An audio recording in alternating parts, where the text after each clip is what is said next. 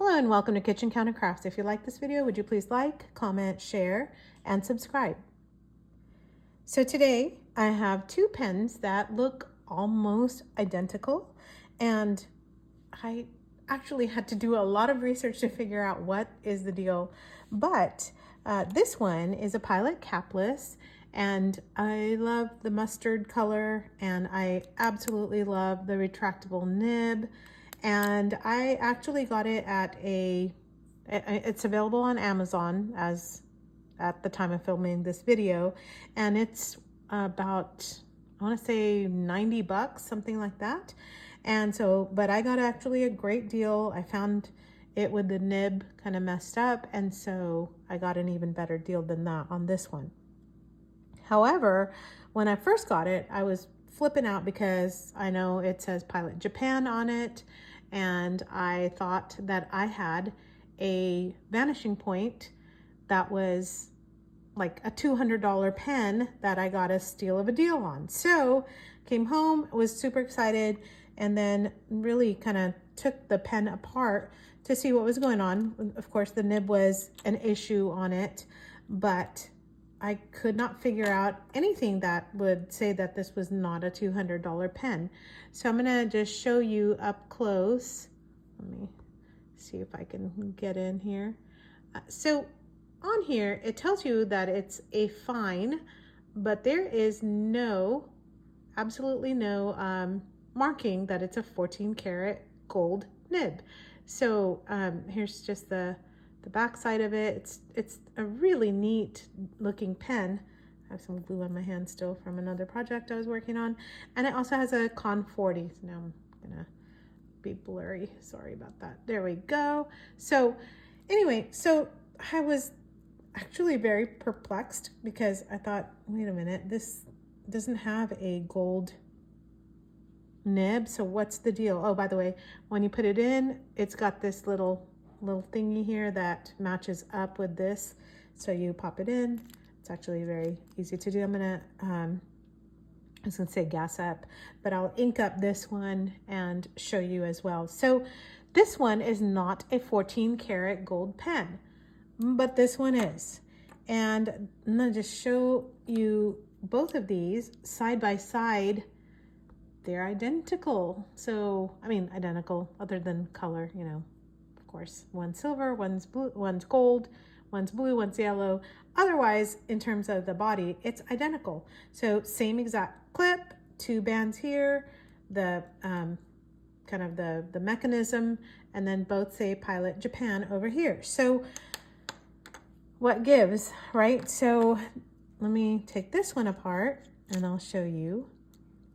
So like I said, has not been inked. By the way, both of them are fine, which is just fine with me because it's a great, it's a great pen, great writer, especially with fine. So here you can see that it has a 18 karat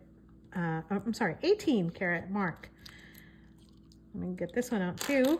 Just gonna take everything apart here for you. All right, so there's the difference. Now, what's interesting is both of these are gold in color. That does not make any kind of a difference other than one is stamped and one is not. And the stamping is down here. Oh, can't see, down here. So one is missing the stamping, the other one is not. But otherwise, they are just about the same. So kind of an interesting little thing that happens here. So let me put this one back. I'm getting them confused. I mean, not really, because one's empty and one's full. And I have Diamine Dark Forest in this one. I'm gonna go ahead and put the same in this one. They're both the same. I'll just give you, since I'm inking them, I might as well give you a comparison of the nibs. One in gold and then the other in steel, alloy steel. All right, so this is, oh, what am I doing? I'm just talking way too much. So again, a Con 40, and it doesn't matter if it's the higher end gold or the lower end, the capless. So it comes with this metal kind of collar, and that has to be there because it helps with the mechanism. So anyway, you can, what am I doing? All right, so anyway, just don't get confused with why that metal piece is there. All right, so let me just give a little bit of background on these two lovely pens. So why is it called Capless on Amazon? And then why is it called Vanishing Point? And the reason why is because in the 1960s, the pen came out in Japan, and it was called a capless because there is no cap.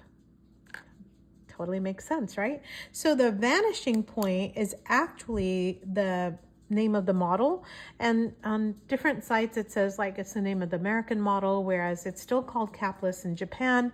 I don't know, but all I know is that the Vanishing Point is the name of this model because of the shape and size and all of that.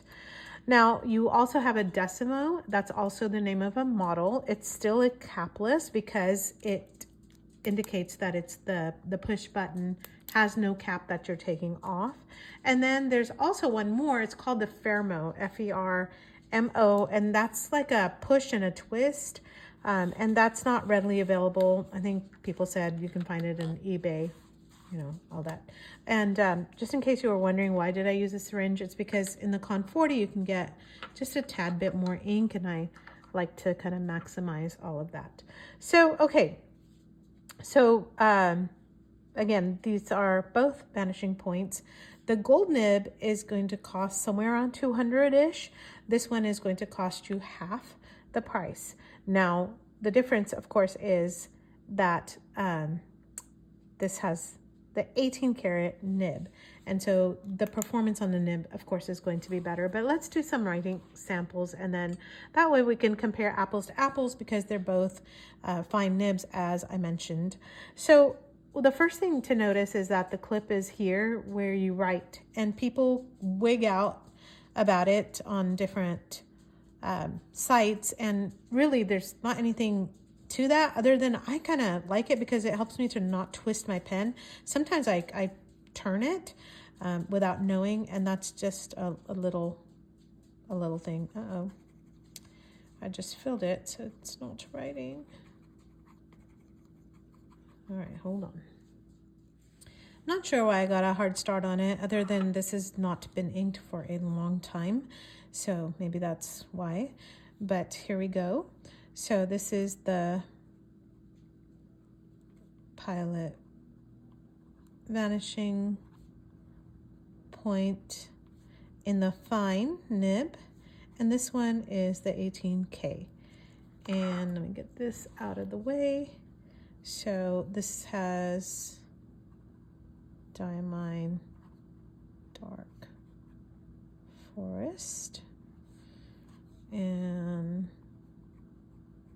still having a little bit of skipping there.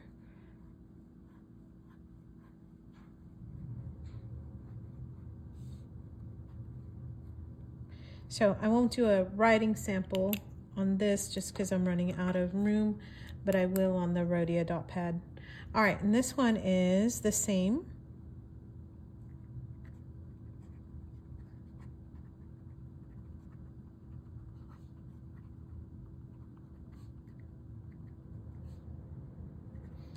This is steel alloy. Diamine. Maybe I have something different in here. I know I have some Diamine ink. I'll just put a question mark. And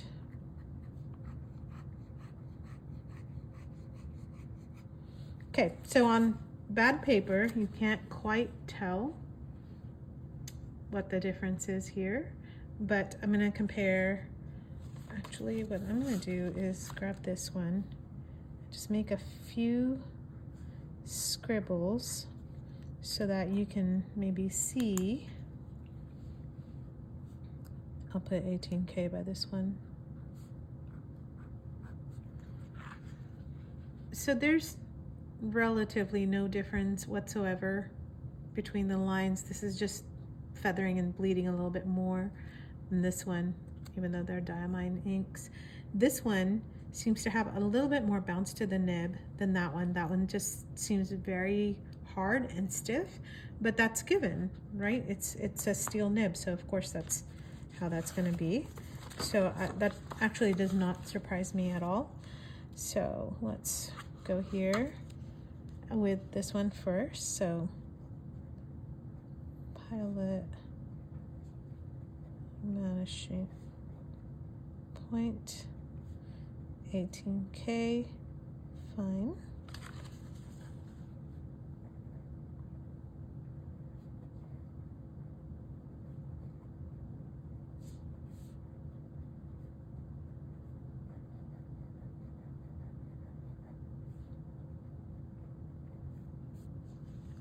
Okay, so there's that. And I promised you a writing sample. Let me do that.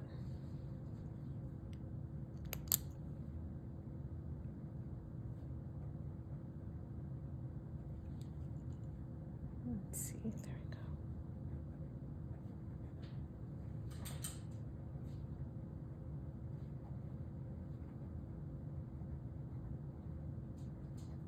Okay, there's that one.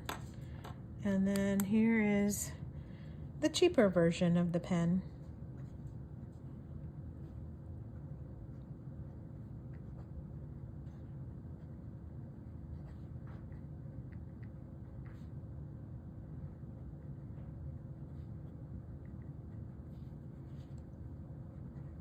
And I'll just put Diamine, oops, Diamine ink.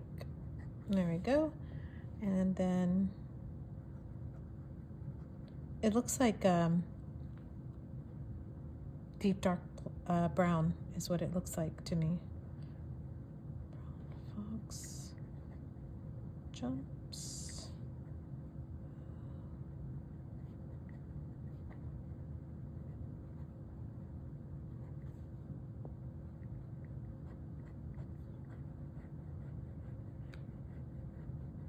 I have to say this one writes pretty amazing as well. All right, so there's both of them. They look identical to me, and they ought to be, because it's a Pilot Fine in the same exact model.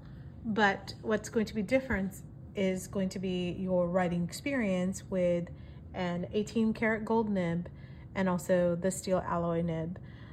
Just gonna tell you, I think you're gonna have to make that decision as far as like, is this worth it to you to pay an extra 100 to get the 18 karat or not?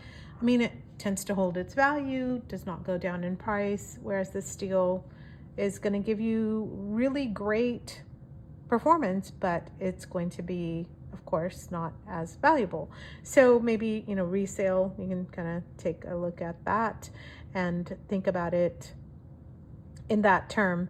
But again, you can actually get a swappable nib unit for, well, for any of these. So that's another great thing. I forgot to mention that up front. So you can actually put a 18 karat gold nib in here if you want, and that's going to set you back like about 80 bucks or so.